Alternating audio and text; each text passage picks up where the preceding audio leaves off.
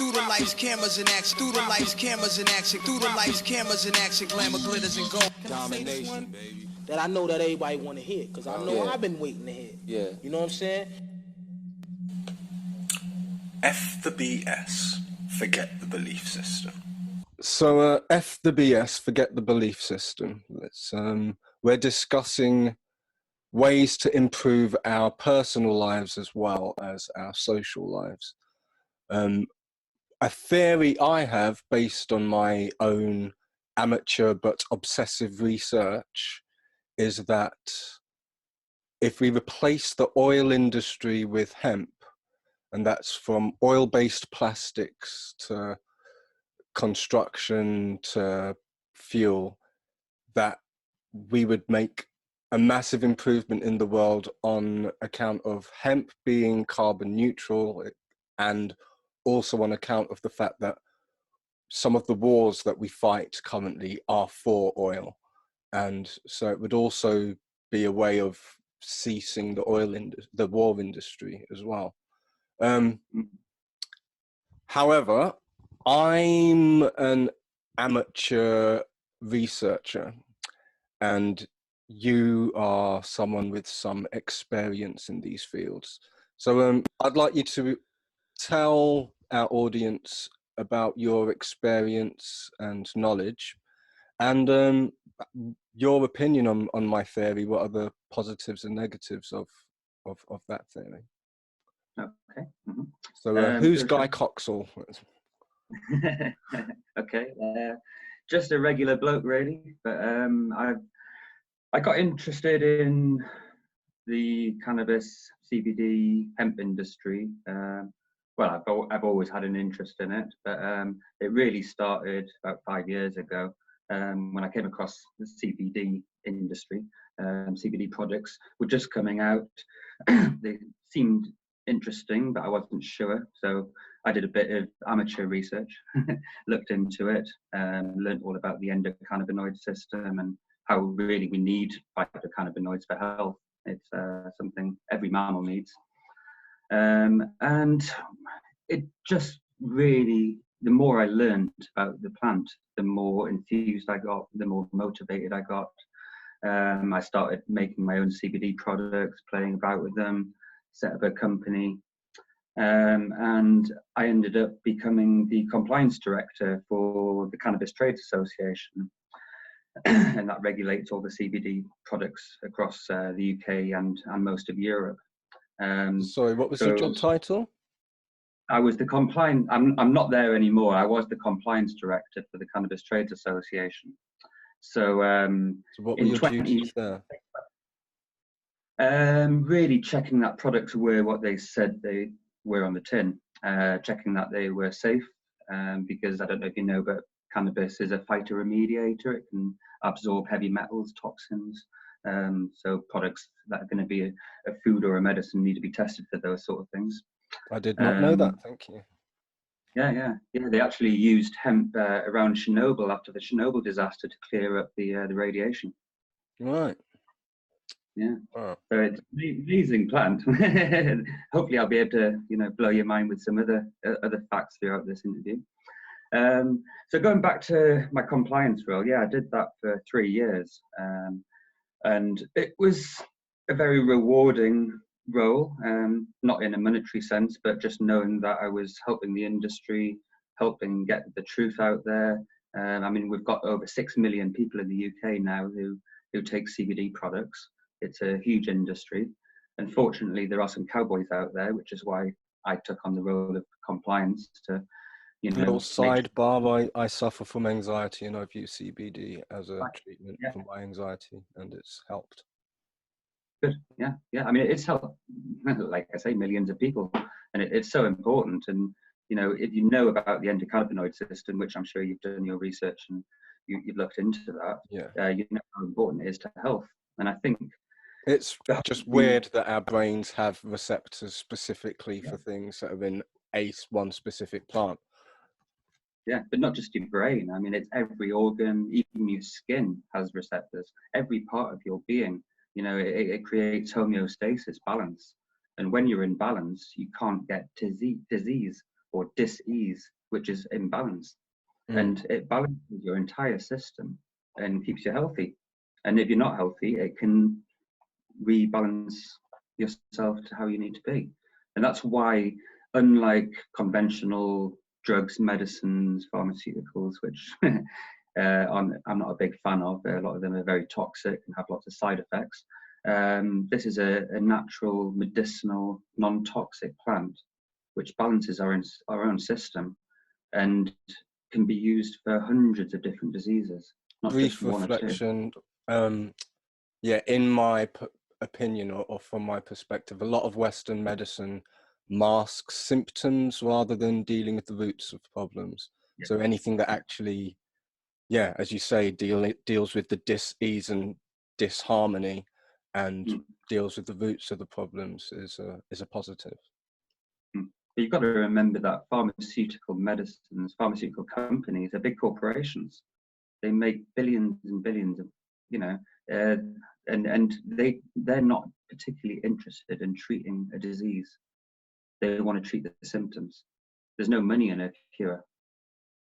And yeah, I could venture off into related subjects that are particularly poignant now, and maybe we'll touch on them a bit later. But in short, I've found that if you assume that corporations and politicians care more about money than about your welfare or happiness, then you can pretty much predict what's going to happen.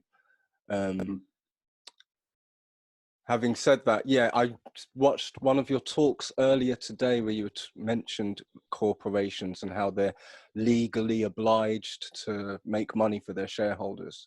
And they're not legally obliged to make sure that they don't poison rivers or air, and they're not legally obliged to make sure that customers get the best service, but they are legally obliged to make money. And it reminded me of a documentary I saw called The Corporation, which basically shows you that if a corporation was a human being, it would be clinically psychotic, because it only has one motivation and no empathy at all. So yeah, it's worth bearing in mind when we ponder the motivations of the pharmaceutical industry, but I'm not going to go into too much detail there for now. Yeah, so back on subject. Yeah, we were talking about your history. So you'd got up to what was the job title? Compliance director. Compliance director of the Cannabis Trades Association. Okay, and so can you give us a list? I don't know what's more important to start with, the legitimizing of hemp, if we discuss how hemp's been used in history, and how the criminalization of hemp is actually a short period of time in its history compared to its use in ship canvases, etc. Or is it more important to just list the uses that the different things that you can make from hemp and the different ways that it could replace the oil industry? I think I'll carry on with where I've got to, how I've got to where I am today, I think, and then we'll go into some of the history and the different uses and why this plant is so important. That sounds good. Yeah, that sounds great. Yeah. Okay. So yeah, I left the Cannabis Trade Association in November last year after 3 years. I felt that I had got it going, done the job. Lots of people were able to go onto the market and buy quality products that were tested to show that it did have the CBD that it said, and so on, that the safe products. I also got a little bit annoyed with, working with the MHRA, the Medicine and Healthcare Regulatory Authority, and having to tell companies constantly, you can't say that a medicinal herb has any medicinal value. That's why no CBD products are allowed to say this can help with anxiety or whatever, which I understand to a certain degree, but it's very hard to keep saying that to different companies and different people. And also just the whole regulations, the Home Office, which I'll come into at a later date. So I left that role and I've moved into another compliance role now, working for Trust Canna, which is intended to be the new regulatory body for all cannabis products across the UK. Okay. So I'm still in a compliance role, but just with a different organisation now. But my real passion is hemp, the industrial uses of hemp. You know, I love the plant in all ways. You know, I think it should be used in all ways, but it really interests me going into the history of the plant, how it can be used, and the new technologies that are emerging. So going into the history of the plant, you know, cannabis has been used for millennia. You know, there's remnants of evidence being found in ancient Mesopotamia. It's been used as a medicine in Chinese medicine for over 3,000 years, over 1,000 years in Indian medicine. And even if you look into all the religions as well, you know, there's evidence that cannabis was used throughout all the religions. I mean, you look at Christianity for an example. In the Bible, in the Old Testament Bible, it was called cannabosum. And apparently when Moses went up the hill and saw his vision of God, God told him to make the holy anointing oil. One of the main ingredients was cannabosum, and that has been found to be cannabis. So the holy anointing oil was basically a cannabis oil. And if you think about Jesus, his second name, Christ, I'm not religious, by the way, I'm just, you know, this is where historical data points. Yeah. But Christ means the anointed one. So, and he helped people with all sorts of skin diseases and blindness, like glaucoma. Yeah, it's probably worth noting that Moses was talking to a burning bush as well. Yeah, like to his prop on the hill. So yeah, it's just fascinating. But you know, going into Great Britain, you know, the Royal Navy was built on hemp. In King Henry VIII's time, the ropes and the sails were all made from hemp because it was so durable and rot resistant. The clothing for the crew was made out of hemp, and every ship would carry a barrel of hemp seed. And it was the first crop that they would put down when they visited a new island. So when they, you know, colonized different countries, the first crop that they would lay down was hemp because they knew how useful it was. Because they can make shelter with it, they could clothe themselves, they could remake growth, the nutrition. It's ironic that in both England and America, it was actually mandatory at different points in history to grow hemp if you had land for growing. Yeah, that it was once illegal not to, as opposed to illegal to. Farmers in the UK had to grow hemp by law. And it's almost the opposite now. So it's yeah. So more recently in history, it's all gone a bit tits up, you could say. You know, the prohibition of the plant, and most people think that the prohibition of the plant was to do with THC, to do with the psychoactive part of it. And it wasn't. It was to do with its competitiveness. It's always been known for its uses. And I don't know if you want me to go into corporations yet, but yeah, feel free to go into. You're the expert as far as this subject's concerned, so you can take the conversation whichever direction you please.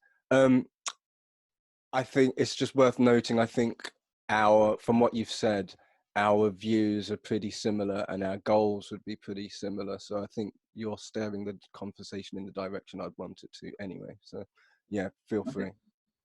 Cool, thanks. So yeah, the sort of 1920s, 1930s, there was a lot of propaganda went on called the Gore Files. And this was through Harry Aslinger, who was the head of the Bureau of Narcotics. He had failed after 14 years of the alcohol prohibition, and alcohol was legalized again. The prohibition didn't work, like most prohibitions don't work. And he needed to retain his job, really, so he looked at something else to focus on. And he was a renowned racist. He was very much against jazz music, which was quite interesting. He thought jazz music was the devil's music, and it was created through marijuana use. And he basically started a war of racism and a war on drugs. And it was all based on ideology. There was no evidence to back any of it up. And this led to the 1937 Marijuana Tax Act, which was pushed through government very easily.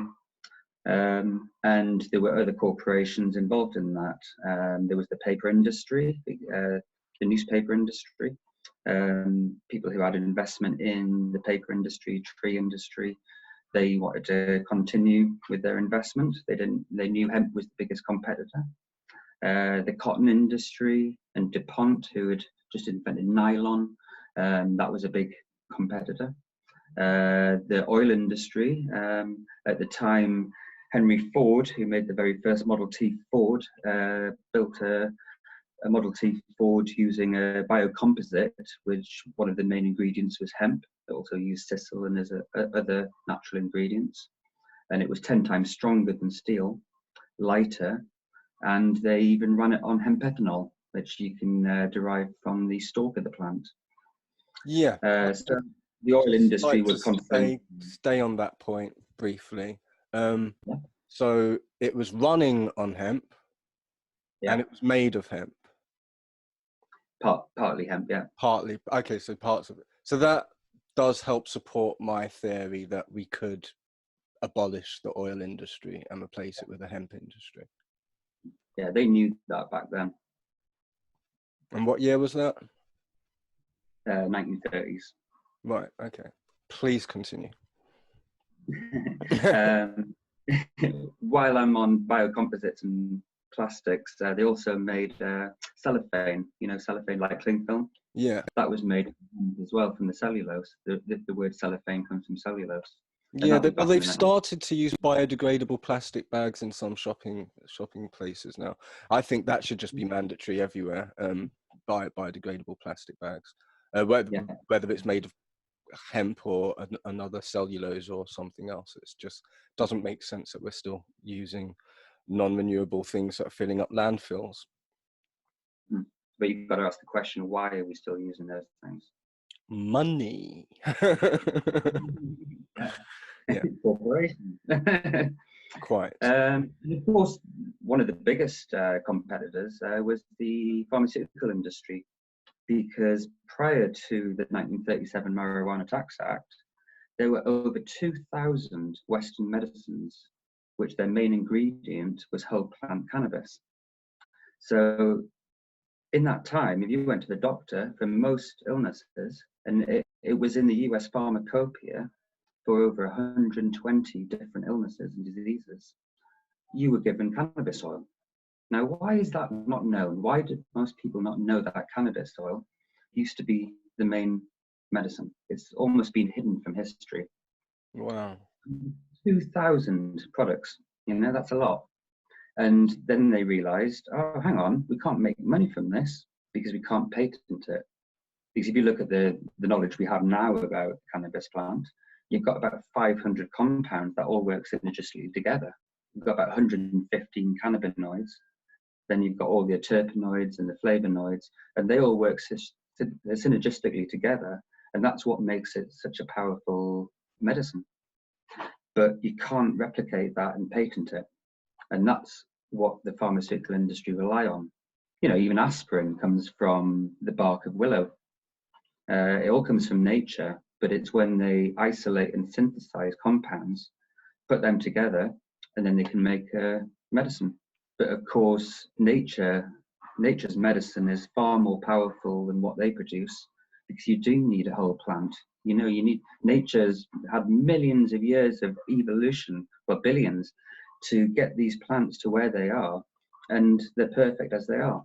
An So, observation that underlines that point that you're making is just how in the commercial growing of cannabis for recreational use, people were only aware of THC for years, and for decades they bred the herb to have more and more THC, and in Amsterdam, coffee shops were winning awards based on how much THC they had. And then we get to this point where we're discovering that THC without the right balance of CBD can be harmful on a psychological level.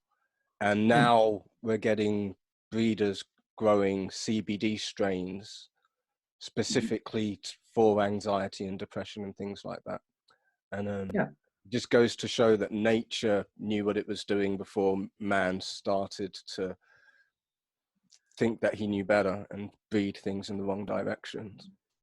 Yeah, I mean, if you look at old school weed from the 1960s, you know, it would have had good levels of CBD as well as THC. And again, it's all balanced. But, you know, there's nothing wrong with a high THC cannabis for certain diseases. You know, so, some cancers really rely on high THC. Things like anxiety that you mentioned, normally a high CBD, low THC is good. And you look at Sativex, the GW pharmaceutical medicine for MS, which I think you'd be better off having whole plant natural again, is a 1-to-1 ratio. So it depends on everybody's individual health, their endocannabinoid system, and the issues that they have will depend on which strain, which terpene profile, and the balance of THC to CBD. It's not that one's good and one's bad on account of the fact that everyone's an individual and every situation is individual.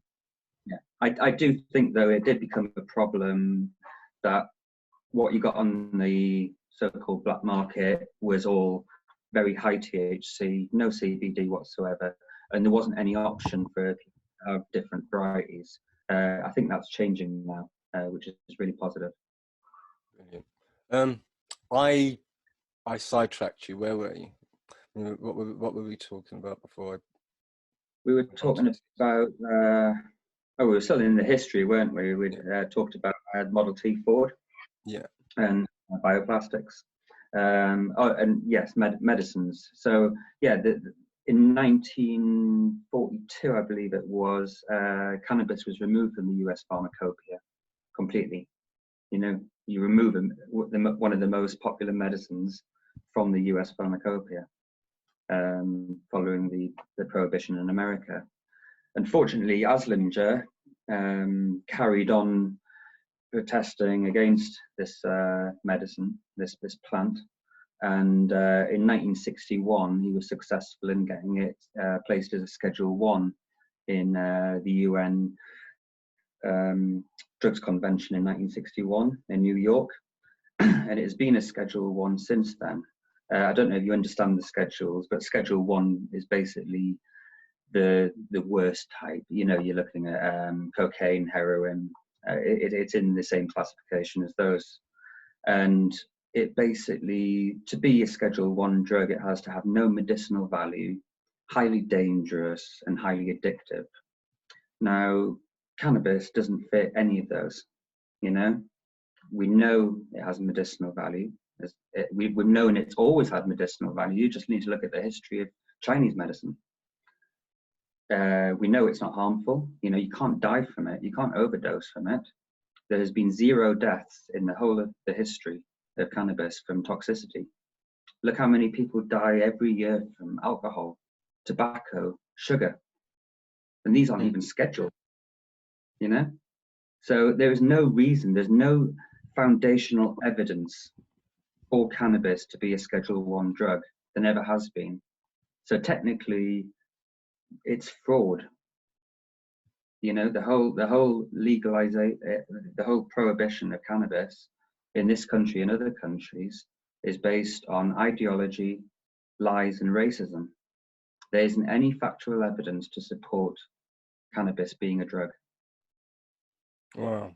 Okay. I'd like to move towards wrapping this up. However, I might want to have more conversations with you, especially based on this next conclusion.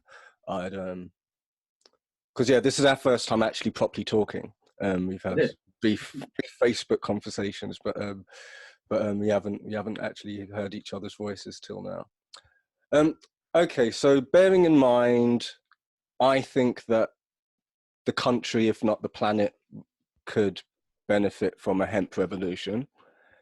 Bearing in mind, you seem to agree, and you seem to think that the prohibition of it is immoral and illogical, which I would agree.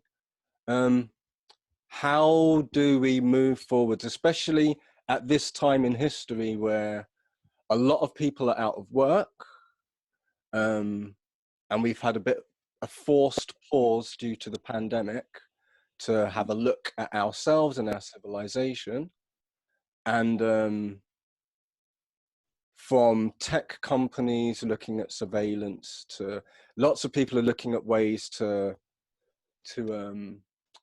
capitalize on this situation and to restructure society after this situation.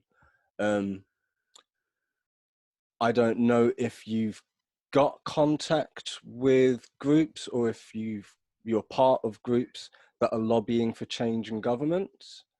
Yeah.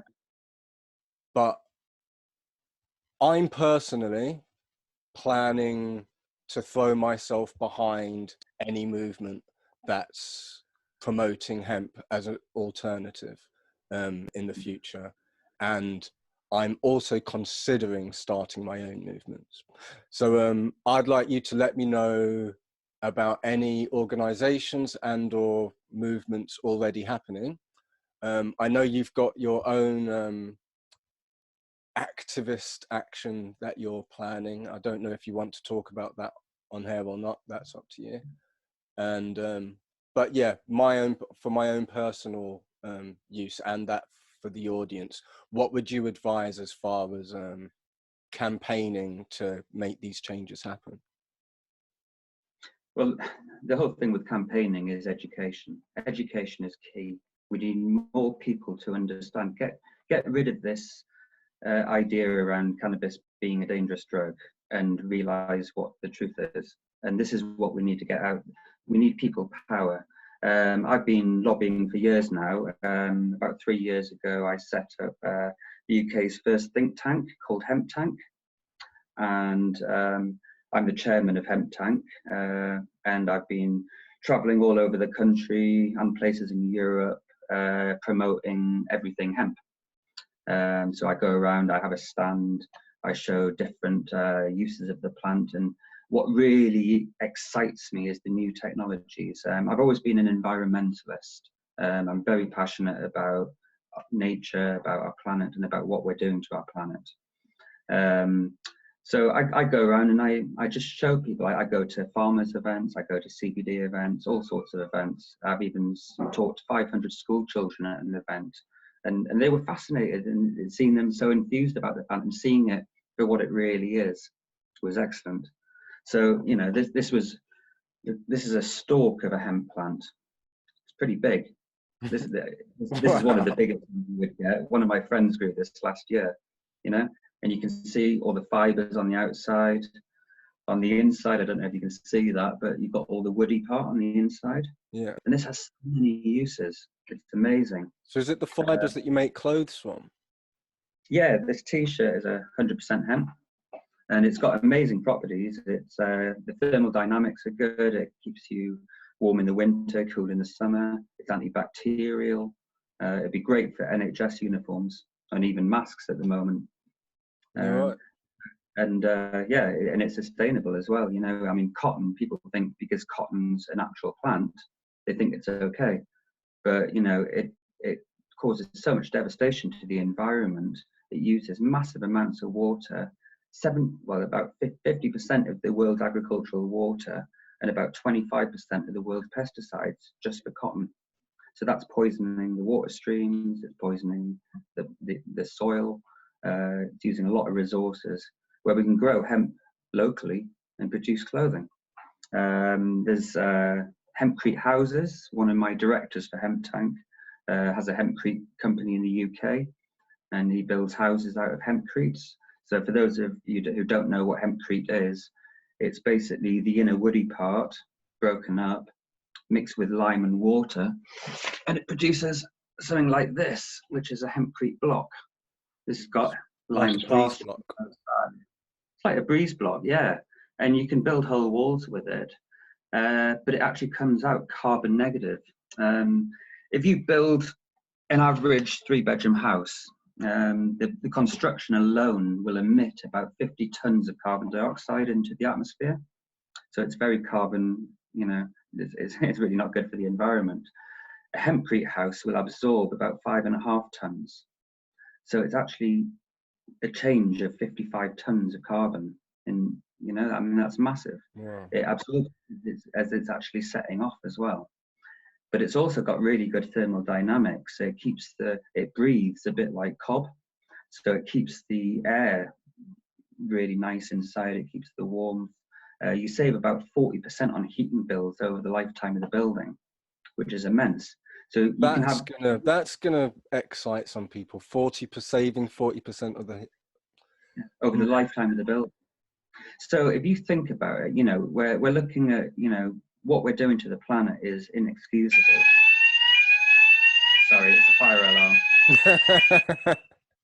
You normally do it on a Tuesday. I wasn't expecting that. Sorry, it might go again, but sorry about that. No.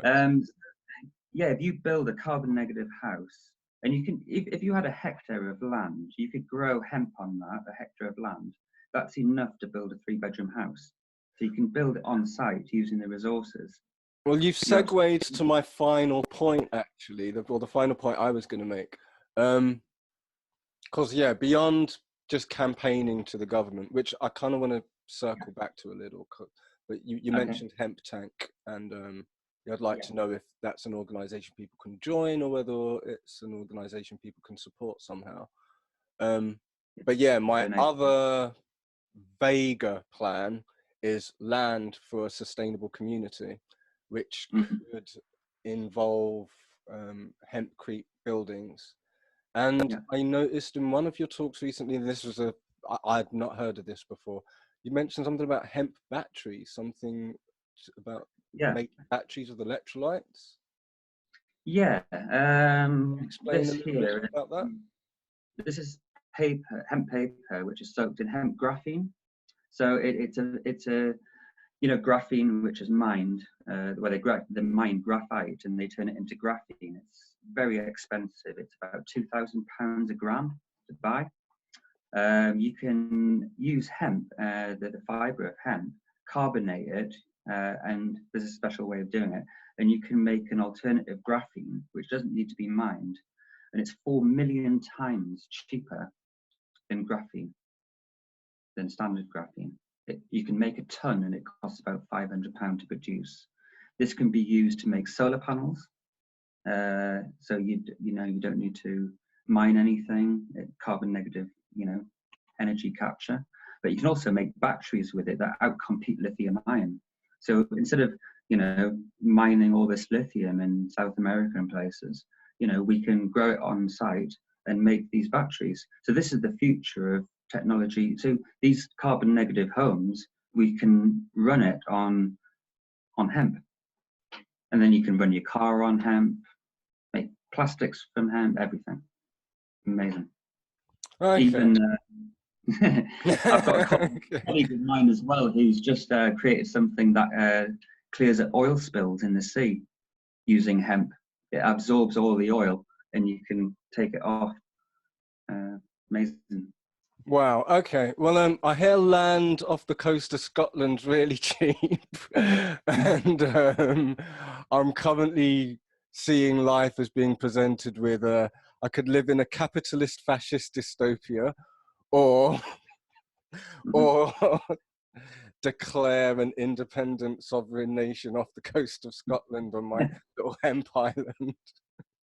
Sounds good. I might come with you.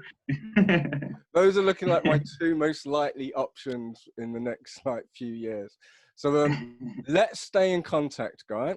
You might know more people willing to invest in land, and you definitely know more people who know what to do with hemp than I do. I'm going to help promote your cause if and when I can, and yeah, I might have more questions for the podcast in the near future if that's fine with you. But yeah, brilliant. Yeah, but yeah, I think the podcast, as well as, because as you say, one of the most important things is education, and that's one of the reasons why I wanted to talk to you, is because I've got these ideas, but unless people are educated that there are even possibilities, let alone educated in the history and just how far those possibilities can go, then it's just never going to happen. We'd be lobbying for nothing if the public don't know. But if the public is aware and the public is behind it, then as I say, the only things these corporations and politicians care about is money. So it takes enough of us to care and affect their money to make a difference, basically. So yeah, that's why boycotts work better than placards, in my humble opinion. Thanks. You've been gone. Sorry, go on. That's fine. I was just going to thank you and say goodbye. So if you've got more to share, please do. I would just like to quickly mention the campaign that we're running at the minute, which is happening at the end of next month on the 21st of June. Okay. That's solstice, right? It is summer solstice, yeah. And we're going to be having a rebellion, a hemp rebellion, across the UK in every major city, some towns as well. It's called Seed the Future campaign. The website is seedthefuture.co.uk, but you'll find more information on the Facebook group. So search for Seed the Future, join in, rebel. It's going to be non-violent civil disobedience, the same sort of methodology as Extinction Rebellion. We'll be keeping social distancing, make sure people are safe, but this will hopefully get enough traction to get the truth out to the nation and make things happen. So where is the Seed the Future campaign happening? Where? Everywhere. All across England, Scotland, Northern Ireland, Wales, every major city there's going to be a protest. We're going to be speaking the truth, and all of the protests will be held outside major police stations. Wow. Watch this space. So it's seedthefuture.co.uk. Okay. And look on Facebook. Okay, brilliant. Okay, thank you very much, Guy. Thanks. I've really appreciated. That was quite inspiring, and yeah, lots of information there. So yeah, just lots of appreciation, and go enjoy the sunshine. All right, Evan. Cheers. Yes, bye. Once again, I'd like to thank Guy Coxall for his contributions to the conversation. I would just like to underline some points about the wars for oil. This is an article in The Guardian, an extract from an article in The Guardian by Nafiz Ahmed. It was 20th of March 2014. The title is Iraq Invasion Was About Oil. This was, as I say, 20th of March 2014. Yesterday was the 11th anniversary of the 2003 Iraq War, yet to this day, few media reflections on the conflict accurately explore the extent to which opening up Persian Gulf energy resources to the world economy was a prime driver behind the Anglo-American invasion. The overwhelming narrative has been one of incompetence and failure in an otherwise noble, if ill-conceived and badly managed endeavour to free Iraqis from tyranny. To be sure, the conduct of the war was indeed replete with incompetence at a colossal scale, but this doesn't erase the very real mendacity of the cold strategic logic that motivated the war's US and British planners in the first place. Now, later in the article, they go on to say, whether Iraq began favouring East or West could therefore be destabilising not only within the region, but to nations far beyond which have an interest.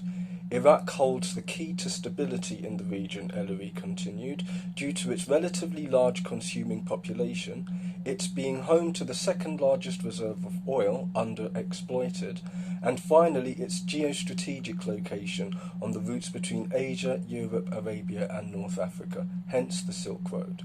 End quote. Despite escalating instability and internal terrorism, Iraq is now swiftly reclaiming its rank as one of the world's fastest growing exporters, cushioning the impact of supply outages elsewhere and thus welcomed by OPEC. Back in 2008, Ellery had confirmed Allied ambitions to raise Iraqi's oil production by 2.5 million BPD today to 3 million by next year and maybe ultimately 6 million barrels per day. Thus, the primary motive of the war, mobilizing Iraqi oil production to sustain global oil flows and moderate global oil prices, has so far been fairly successful according to the International Energy Agency. 11 years on, as I say, this was 2014 I believe, there should be no doubt that the 2003 Iraq War was among the first major resource wars of the 21st century. It is unlikely to be the last. Now, I'd like to underline 2 points there. A, that journalist believes that the Iraq War was a war for oil. And B, remember we were sent to war under the false impression that Iraq had weapons of mass destruction. Remember? Neither the media nor the politicians are highlighting the fact that we were lied to about war which led to thousands of deaths for oil, i.e. money. This is from Wikipedia about the Chilcot Inquiry. The Iraq Inquiry, also referred to as the Chilcot Inquiry after its chairman Sir John Chilcot, was a British public inquiry into the nation's role in the Iraq War.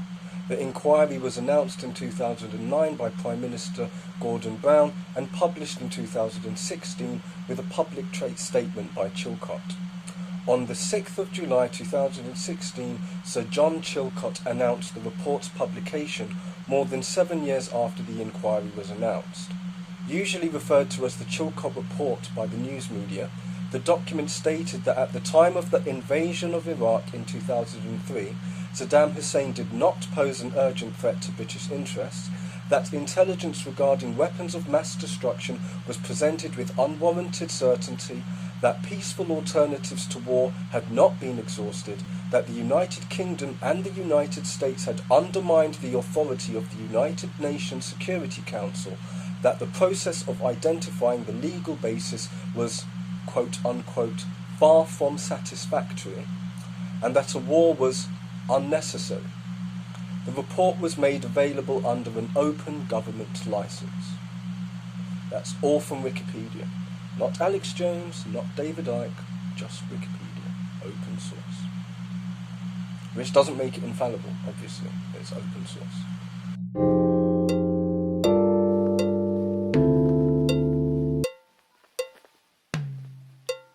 With the hemp industry.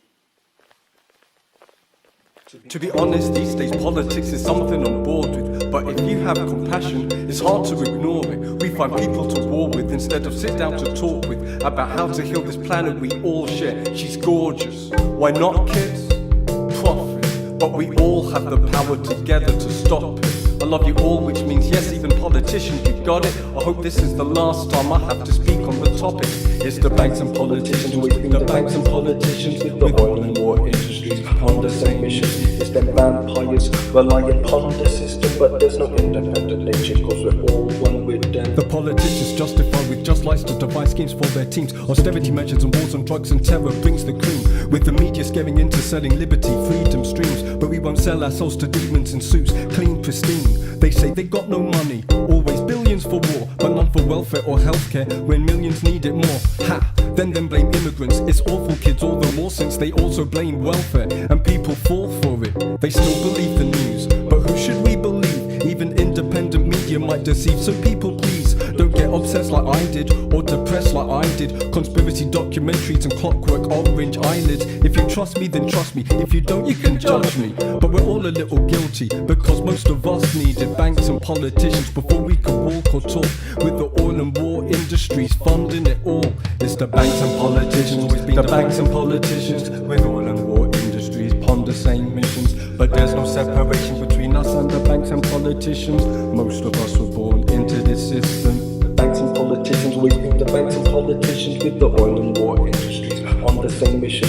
It's them vampires relying on the system, but there's no independent nature, cause we're all one with them. That's why I dropped out of society before king squatting and plotting. Some said legend, but just a poor activist poet hip-hopping. Cause I couldn't justify paying into a system with the friction. Fundamentally opposed to capitalism and imperialism. But now I'm fundamentally opposed to nothing, juxtaposed to one with the loving abundance of the universe. If you trust me, then trust me. If you don't, you can judge me. But we're all a little guilty, cause we only need loving.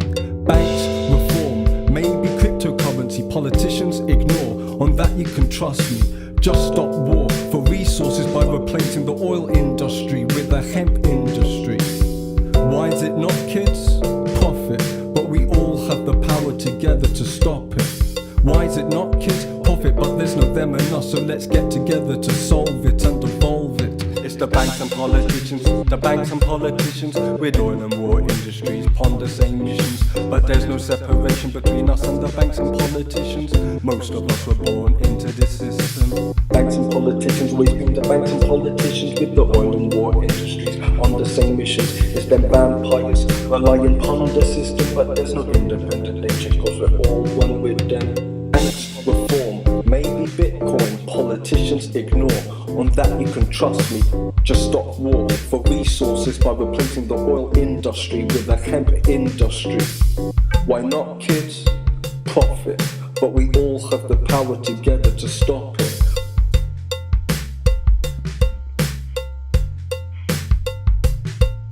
It's the banks and politicians, always been the banks and politicians. With the oil and war industries on the same mission. It's them vampires relying on the system, but there's no independent nature, cause we're all one with them. Banks and politicians, always been maybe Bitcoin, politicians ignore. On that you can trust me.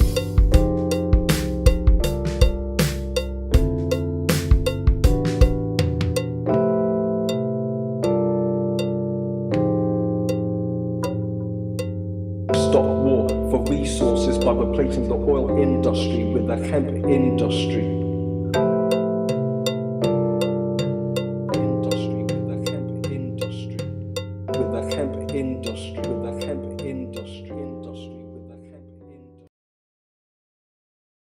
Through the lights, cameras in action. Through the lights, cameras in action. Through the lights, cameras in action. Glamour, glitters, and gold. Domination, baby. That I know that everybody want to hear, because I know I've been waiting to hear. Yeah. You know what I'm saying?